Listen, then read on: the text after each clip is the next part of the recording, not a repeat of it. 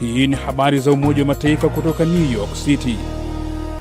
Tuliokuandalia hii leo kutoka Umoja wa Mataifa. Mashirika ya kiraia nchini Kenya yaendelea na harakati za Umoja wa Mataifa za utetezi na uchechemuzi wa haki za wanawake na wasichana.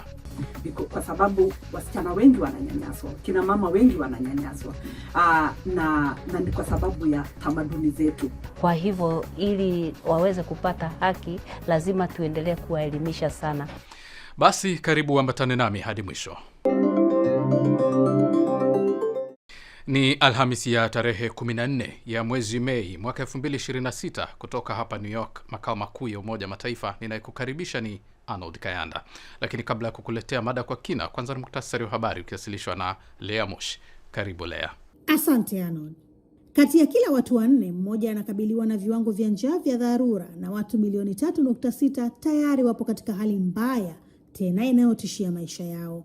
Hiyo ndio hali ilivyo nchini Jamhuri ya Kidemokrasia ya Kongo DRC, kwa mujibu wa mashirika ya Umoja wa Mataifa. Taarifa ya pamoja iliyotolewa leo ina takwimu za kuhuzunisha. Mathalan, watu milioni 26.5 wanahangaika kupata chakula kila siku. Zaidi ya watu milioni 7.8 wamekimbia makazi yao ndani ya nchi, na kwa watoto huko ndo kunavunja moyo. Kwani zaidi ya watoto milioni 1.3 wanatarajiwa kuugua unyafuzi ambao unaweza kusababisha vifo ndani ya wiki chache iwapo hautatibiwa. Tukigeukia nchi jirani ya Sudani, nako watu milioni 19.5 wanakabiliwa na viwango vya juu vya kutokuwa na uhakika kupata chakula, idadi ambayo ni sawa na 41% ya wananchi wote nchini humo, imesema leo ripoti ya uainishaji wa viwango vya upatikanaji wa chakula IPC. Na taarifa mpya kuhusu virusi vya Hanta. Mkurugenzi mkuu wa shirika la Umoja wa Mataifa la Afya Ulimwenguni WHO, Dr. Tedros Adhanom Ghebreyesus amesema, tunaweza kusema kwa ujasiri kwamba awamu hii ya operesheni ya kuwaondoa watu kwenye meli imefanikiwa. Abiria wote wameshuka na kuondoka Tenerife, na meli ya MV Hondius sasa iko njiani kuelekea Uholanzi. Mwisho wa muktasari wa habari.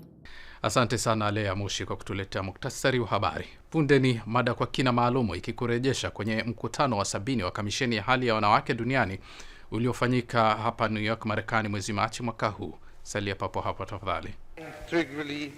Solemnly swear to exercise in all loyalty, discretion and conscience the functions entrusted to me as Secretary General of the United Nations, to discharge these functions and regulate my conduct وفي أداء عملي سوى مصالح الأمم المتحدة وحدها, and not to seek or accept instructions in regard to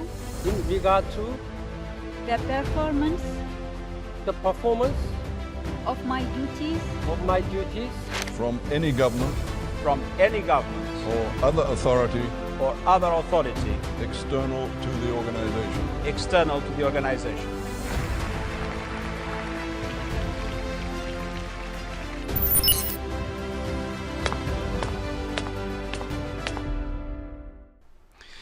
Ni habari za Umoja wa Mataifa kutoka hapa Marekani kupitia katika chaneli yetu ya YouTube Habari za UN, na pia katika televisheni wa shirika. Na unaweza kutembelea wavuti wetu ambao ni news.un.org/SW kwa taarifa na makala.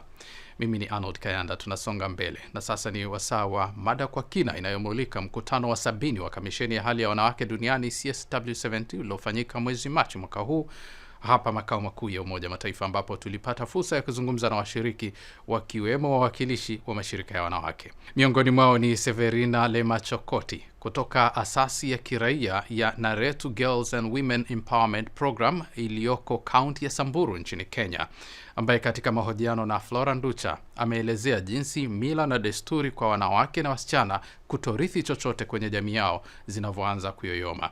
Anaanza kwa kufafanua wanachofanya kuhakikisha wanawake na wasichana Samburu wanapata haki. Samburu County tunafanya kazi mbalimbali, hasa kuhakikisha tunahamasisha wasichana na kina mama na jamii nzima haki yao, kwa sababu tunajua Kenya tuko na sheria, na sheria hizo lazima ziidhinishwe pale mashinani. So katika kwa organization yetu tunahakikisha kwamba tunahamasisha wasichana kina mama na hata jamii nzima ya kwamba wako na haki ya kila kitu.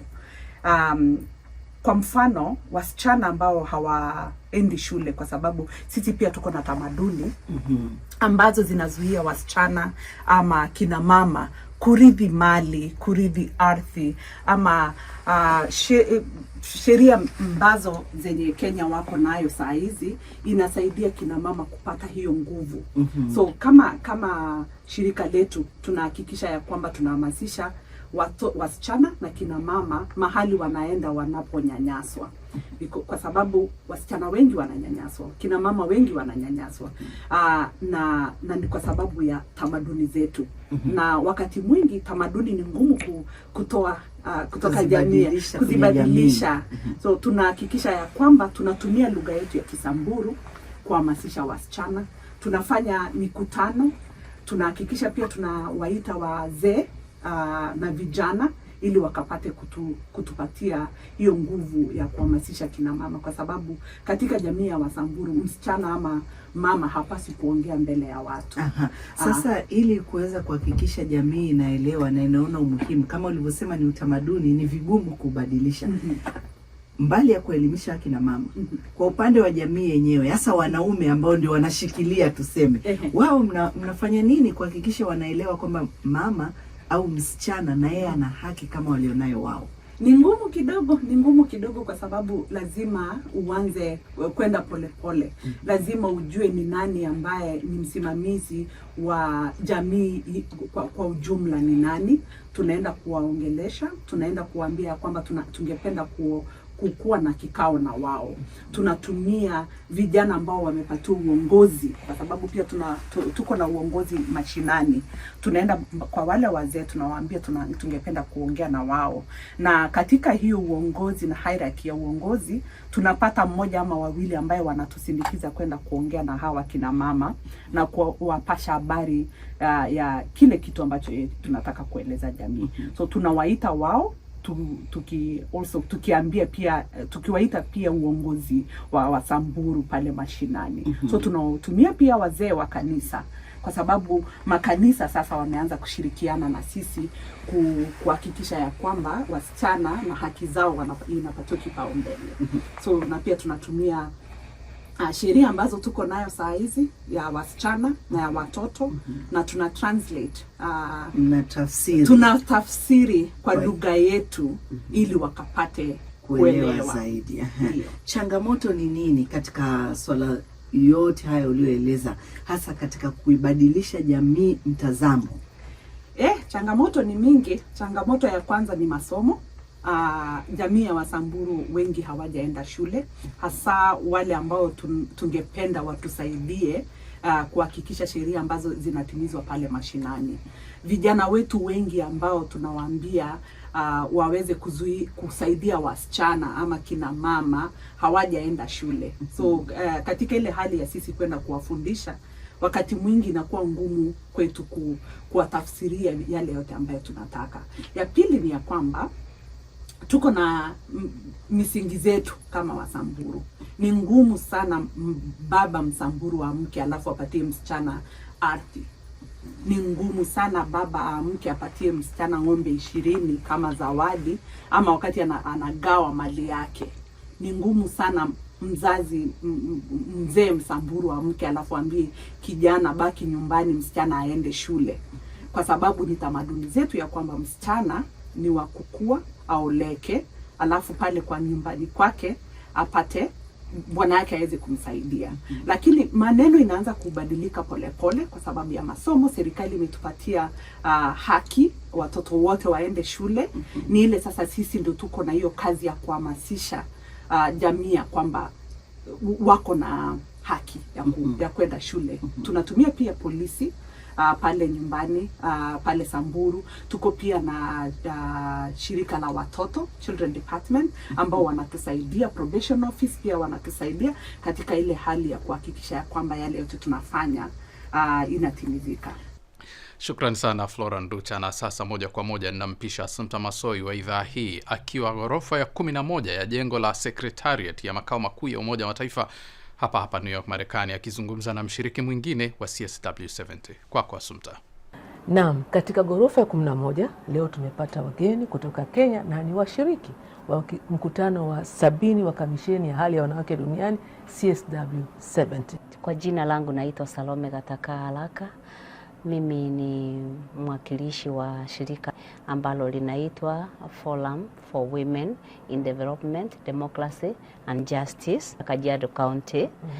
Tumeunda sera hivi sasa, imeweza kupitishwa na tunangoja sasa iende ikawe sheria. Hii mswada ni wa kusimamia waadhirika ili waweze kusikika, haki zao ziweze kusikika katika sheria na hata katika mahala pale wako. Mfano tuseme mama amepigwa, amedhulumiwa, ako na haki ya kujua ya kwamba anahitaji aende apige ripoti pale kwa polisi ili aweze kupewa haki yake.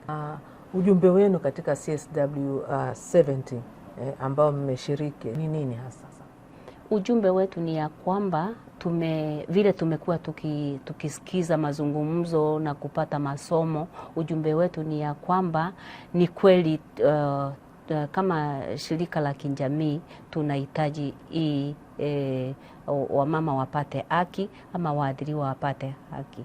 Kwa hivyo ili waweze kupata haki lazima tuendelee kuwaelimisha sana, kwa maana mama akishaelimika na akijua nahitajika naenda kuripoti nikipata shida, basi ataweza kujisaidia yeye mwenyewe na aweze kupata haki yake. Swala la mila na utamaduni lilikuwa moja ya masuala ambayo umejadili katika CSW70.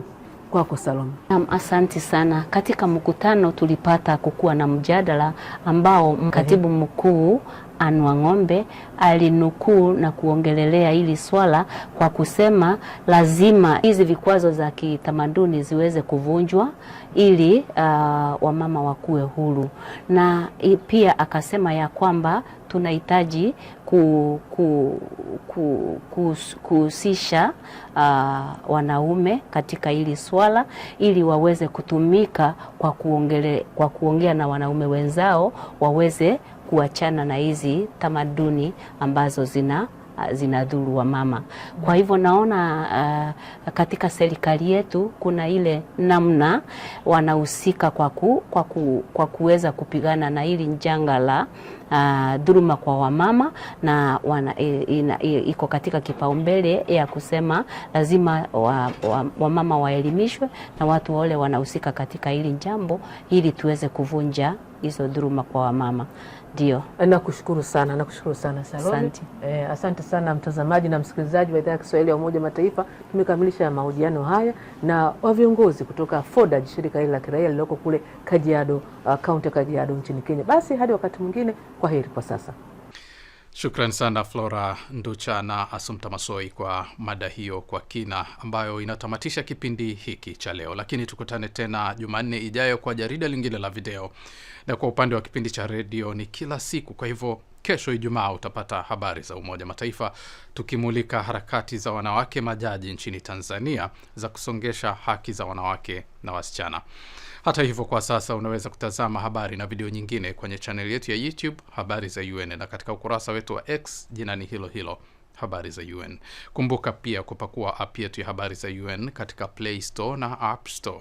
Kwa niaba ya wote walioshiriki kukuletea jarida hili, mimi ni Arnold Kayanda na kutakia amani na kwaheri kutoka New York, Marekani.